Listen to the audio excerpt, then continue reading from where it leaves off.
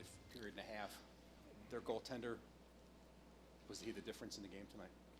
I would say he was certainly the difference maker. I mean, when I come off after the first period and see that we've outshot our team 12-1, and then at one point 26-8 or whatever, I mean, tells me their goaltender was pretty good. I mean, I think that over the course of the game, we certainly could have got to the blue paint a little bit more. And there was some perimeter stuff, but I still think that I think he stopped 3 breakaways, something like that. On top of that, so yeah, he was certainly a difference maker, but that's why he's going to play in the NHL, and that's why he's a first-round pick, I believe, and all that good stuff. So, it's unfortunate that we couldn't get a couple more by him tonight, because I thought overall we played a pretty good game. What was the explanation for the Lewington penalties? Well, I really don't know if Garrett. I believe he messed up. He thought that there was a punch thrown. That's why the guy was keeled over. Obviously, he was keeled over because he got winded from the hit. I mean, it was a pretty big hit, and he was winded.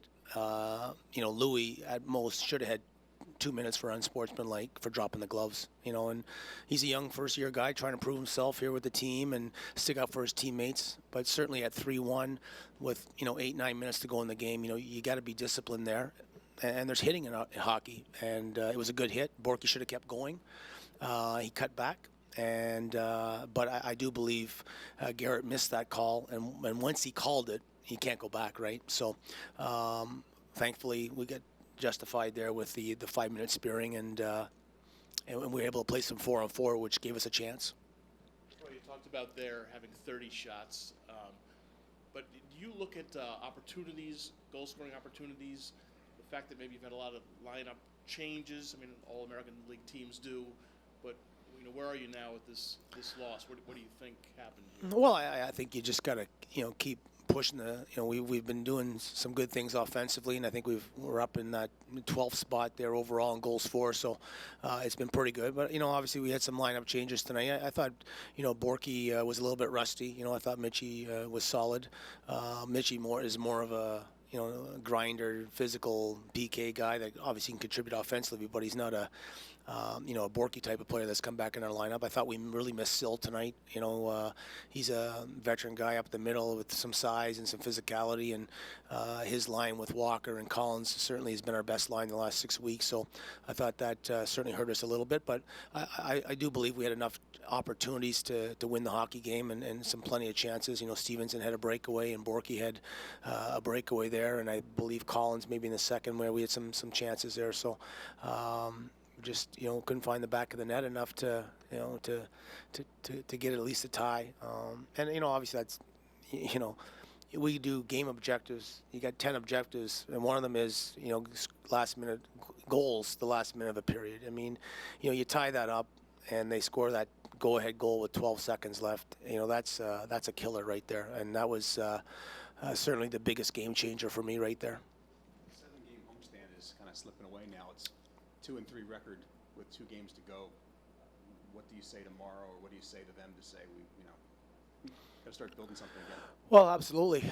Our home record's been obviously very good, and but we got 2 games left here, and we can't worry about Saturday. We got to come and be ready to go Thursday for a good game. And we've been on the ice with 2 morning skates. We've been on the ice 6 times here since Saturday morning after a 5-day break. So it's just difficult this time this week, the way the schedule's set up to practice much. We ran a little bit of a 40-minute practice yesterday, but I'm not even sure we're going to have a regular practice tomorrow, just because at this time now it's rest is more important, and you'd like to maybe tweak the power play and work on some things there, because we threw some units together tonight with 5 forward unit, and certainly that looked out of sync at times.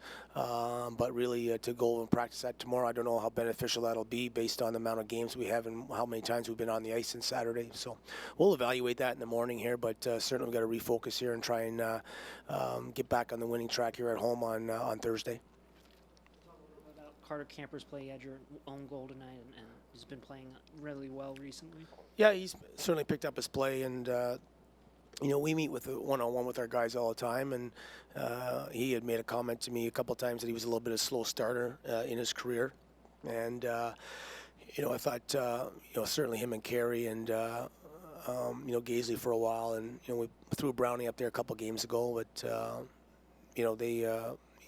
Camps has been good, and it was nice to see him get rewarded with a goal tonight. He's usually getting an assist, but I thought Carey did a heck of a job in front, and we just needed a little bit more of that over the course of the game, where Carey was in the blue paint, and he fought for that territory, and the puck just screwed loose, and that's what we need a little bit more of tonight to maybe get that extra goal that we didn't that we needed. Are you looking to O'Brien to maybe provide some of that now for Thursday? Oh, absolutely. I mean, physicality and that kind of presence that Sill and Mitchell bring to the table is something Obi comes to him, and that's one of his strengths. And certainly he's going to have to be a little bit disciplined. Now it's been 2 games consecutive that he's not known as that type of player. I mean, we watched him play last year. He's a physical guy that likes to chirp out there, and he'll drop the mitts with anybody. But he needs to, it's going to be an interesting return for him, because he needs to play on that edge. He needs to be physical, and he needs to do those things to make him an effective player for us. But at the same time, he's going to have to be very, very conscious of those kind of hits. And those hits are up in the AHL this year, and we're trying to get those hits to the head out of the game. And I thought the one in Lehigh was a little bit misfortune, but certainly the one here at home was probably well deserving, and he's just got to regroup, and I think he'll be fine. Do you have an idea how long Zach's going to be up? Well, just that Latta hurt himself in that fight last night. Doesn't sound like it's too serious or anything of significance, but they are on a 3. They play at home tomorrow, and then they've got Carolina and Columbus. So he will certainly be lost to us for the weekend or the rest of the week. I don't foresee them traveling back to Washington after the Carolina game. I'm assuming they're going probably right to Columbus, and he'd be part of that trip. So he's going to play tomorrow for sure, and I'm sure they'll evaluate Latta as the days go on, but we're not anticipating having him back for the rest of this week. Peter's healthy enough to back up, but is he healthy enough to start? I believe so. We kind of, once we knew he was progressing on Monday, we felt that we kind of targeted Thursday or Saturday that he potentially could start. So, I'll talk to the coaches, and I'm sure he'll be going on the ice tomorrow. So once he goes out with Scotty and comes off, then we'll make our decision. We usually tell the goalies the day before. So I think that if he comes through tomorrow's practice and feels good, he would be the guy that we would probably go with Thursday night. Okay, thank you. We'll see you Thursday. No problem.